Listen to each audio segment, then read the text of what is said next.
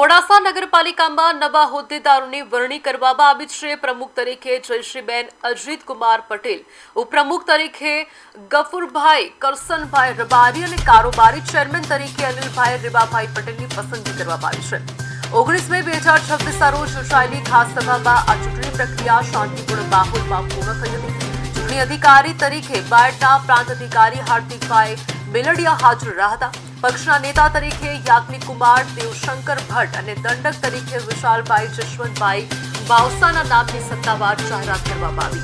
આ ચૂંટણી બાદ જિલ્લા ભાજપ પ્રમુખ ભીખાજી ઠાકોર, જિલ્લા પ્રભારી ડોક્ટર સંજયભાઈ દેસાઈ, મહામંત્રી દીપકભાઈ પટેલ સહિતના આગેવાનો ઉપસ્થિત રહી નવનિયુક્ત હોદ્દેદારોને પુષ્પગુચ્છ આપીને અભિનંદન પાઠવ્યા હતા। કાર્યકરો દ્વારા વિજેતા ઉમેદવારોને ફુલહાર પહેરાવી ફટાકડા ફોડી વધાવ્યા હતા।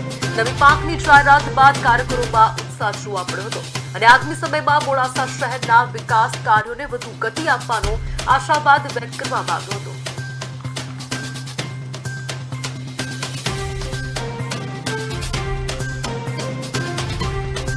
મોડાસાની જનતાનો ખૂબ આભાર માનું છું। મારા જોડે સાથીદાર કોર્પોરેટર મિત્રો, ભાઈઓ, બહેનો બધાનો ખૂબ ખૂબ આભાર।